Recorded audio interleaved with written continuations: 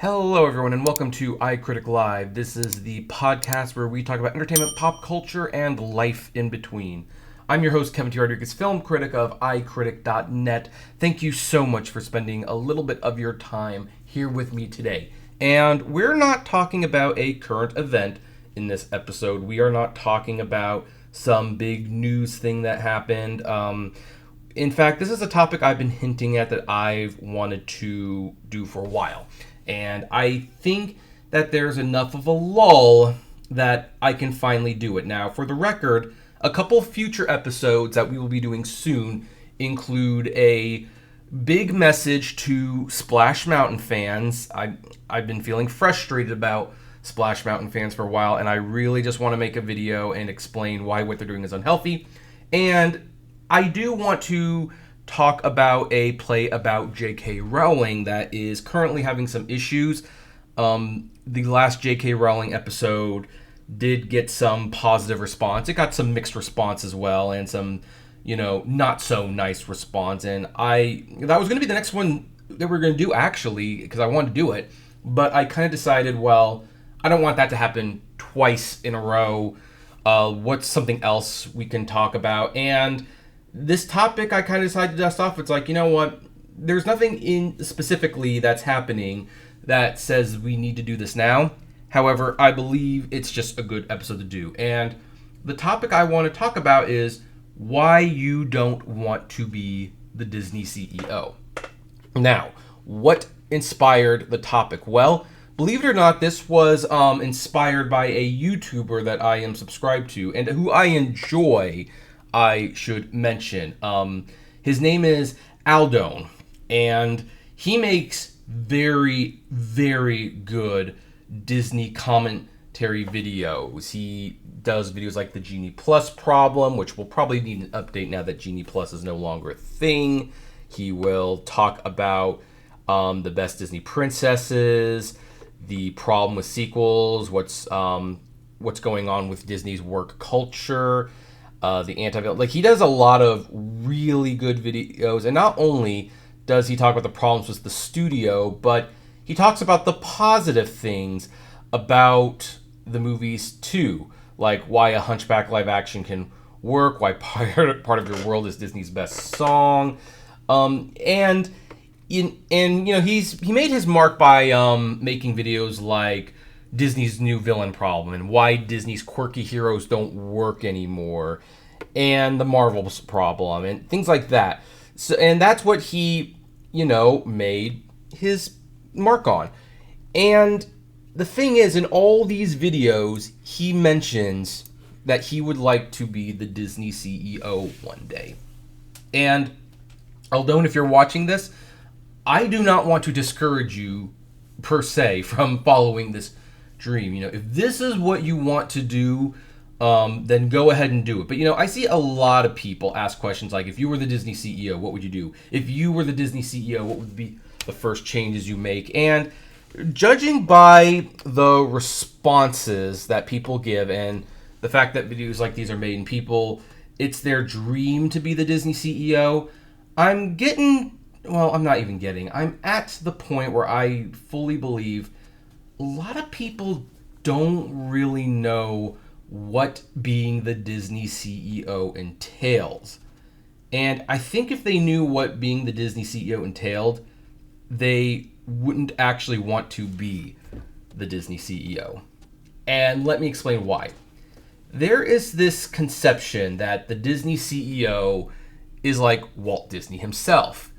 You run this company, you come up with these great ideas, you put them into execution, you look over the movies, you look over the theme park attractions, you give your advice, you do this, you do that. And while that is true to an extent, the reality is the CEO's position is much more boring, much more mundane, and in many ways much more stressful than what Walt Disney did. Because what is not known by a lot of Disney fans is that Walt Disney was not the CEO of the Walt Disney Company or Walt Disney Productions. This is something that was never, well, not like was never, but like this wasn't really publicly discussed during his years, but Walt, while he was the face of the company, he was the creative genius and all that jazz, he was not the CEO. His brother, Roy O. Disney, was the CEO. And the reason for that is because the CEO does not really get too involved in the creative workings of the product. If he has opinions of the creative process and says to put them into motion, then yes, he ultimately does have that say. There is that famous story with Brother Bear where an older bear was going to be showing Kenai the ways of the world and stuff, and Michael Eisner basically said, change the partner to a kid, and the director in the DVD making a feature said, and our response was, yes, boss, because what are you going to do? The CEO of the whole company said to change the older bear to a cub bear. You got to do it. But for the most part, CEOs don't get involved in these creative works. And especially not Bob Iger, who people claim is not a creative person. And he's not a creative person. He is a businessman. And while he is good at managing talent and being on good relationships with them, Bob Iger does not visit the animated studios very much. Aside from saying, I want more Toy Story or Frozen 2, it's not like Iger has time to look over all of these projects that Disney is working on. He doesn't have time to overlook all of these theme park attractions. In fact, outside of announcing them, and he doesn't even do that very often, the most Bob Iger does with these things is just sign off on them. He kind of overlooks them, and if it sounds like a good idea, he'll sign up on it. But for the most part, Eisner is working with the shareholders. He's working on the books.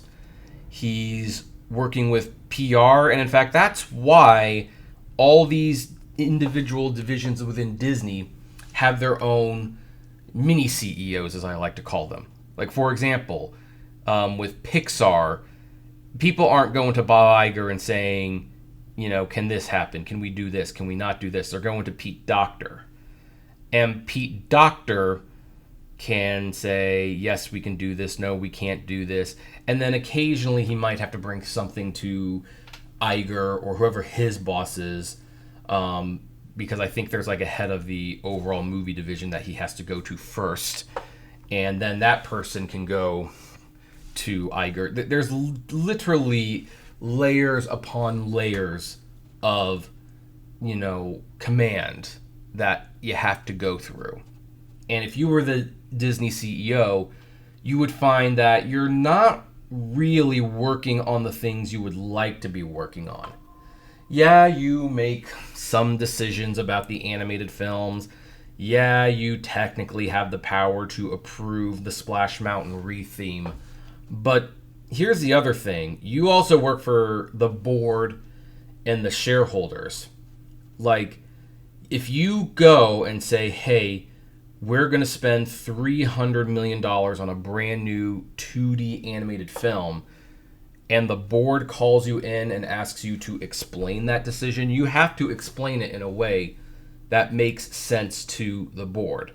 And if the board doesn't like it, they can not only vote to shut that project down, they can vote to have you fired.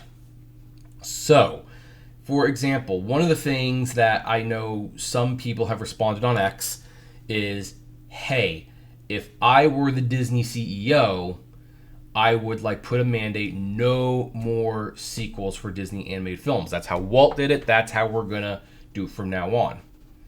Okay, great. As a Disney CEO, you can technically make that decision.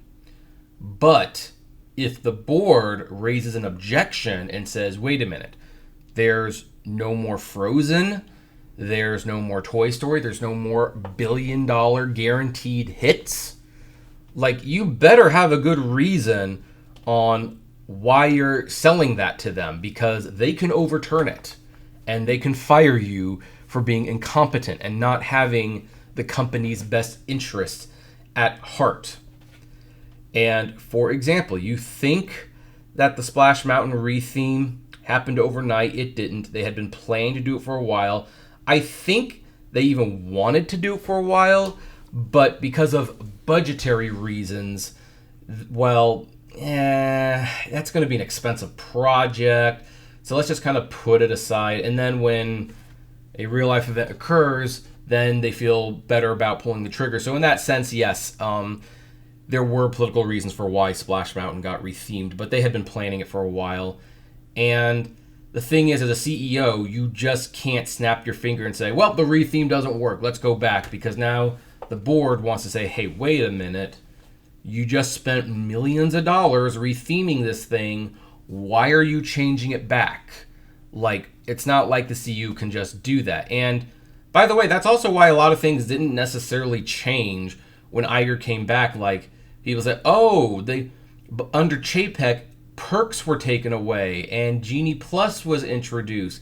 And the Lightning Lane, and Iger can reverse it. And the answer is no, he can't. Not without some pushback. Like, if he snapped his fingers and said, take it away, it would, in some sense, happen right away. But if it got challenged, then it has to be discussed. And unless the CEO can make a very compelling case, and you have to keep in mind, the board is not swayed by things like customer satisfaction and guest experience and Walt's legacy. The board does not care about any of that. They care about money.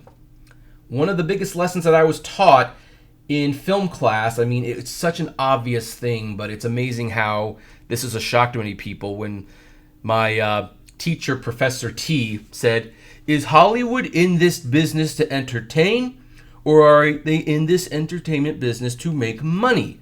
Now, a lot of people, myself included, I will admit at the time, said to entertain. He said, wrong. They are in this business to make money. And to make money, they have to entertain. And that's the philosophy of being the Disney CEO. You have to deal with a board who does not care about art. They don't care about guest satisfaction. They don't care about immersive experiences. They don't care about the history of the Tiki Room. If they could replace the Tiki Room in a day to something that will sell a plush doll, then they will do it. Like, they do not care. And as the Disney CEO, even if you care, you can't just snap your fingers and make it happen, because you answer to the board. You answer to the shareholders. And I remember, and I'm not going to name this person out. I mean, I'm going to try not to name anyone out except for Aldone, because I think his videos are great and you should watch them.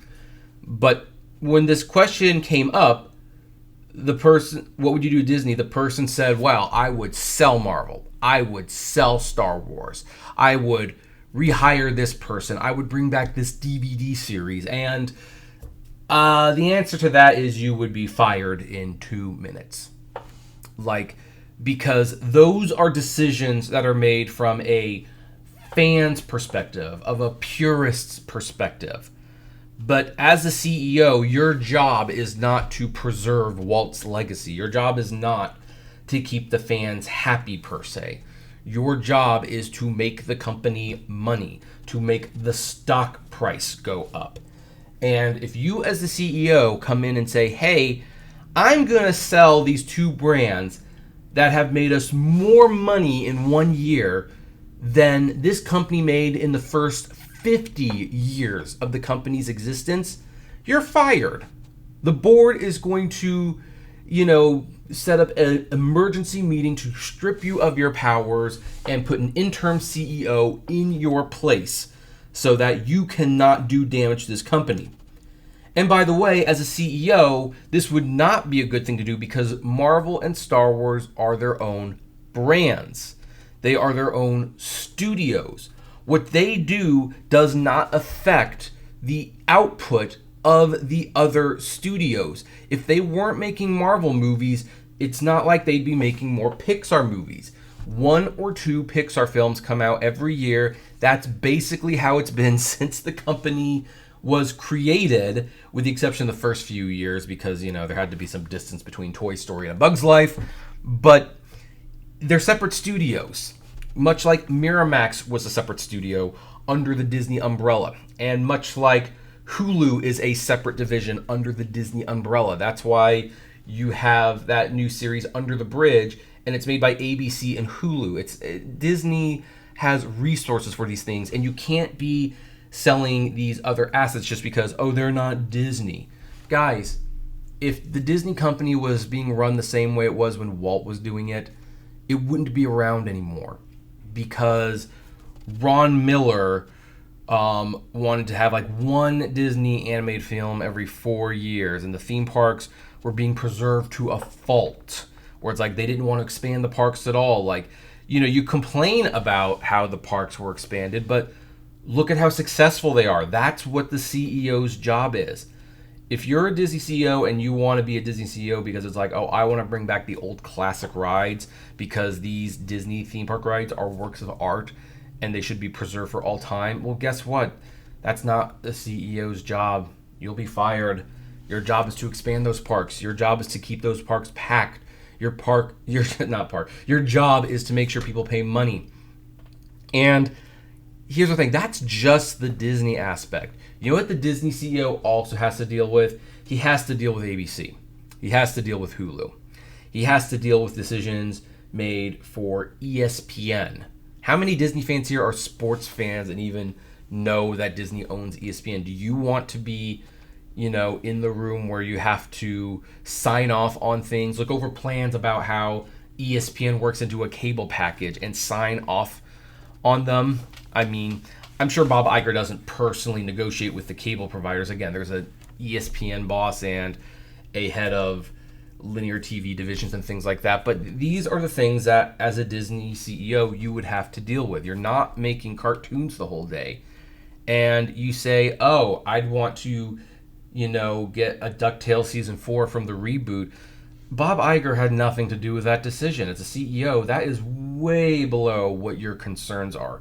The head of the TV division works on that. So whenever someone says, I want to be the Disney CEO, what they're really saying is they want to work creatively on Disney films. And if you want to do that, then what you really want to do is you want to be the head of Walt Disney Feature Animation. You want to be the chief creative officer, not the chief executive officer. You want to be the head of Pixar. You want to be the head of story development. You want to be in a creative position that has power. But if you aim to be the Disney CEO, yes, you will have ultimate control over the company. But you're not going to be spending time on the movies and the theme parks like you think you are. Josh DeMar or whoever is the head of theme parks, he's going to be working in the theme parks. The most you're going to do is you're going to sign off on a few things, and maybe you can give your personal input on something that they're working on. But at the end of the day, you've just got to worry about two things. You got to worry about raising the stock for the shareholders and keeping the board members happy.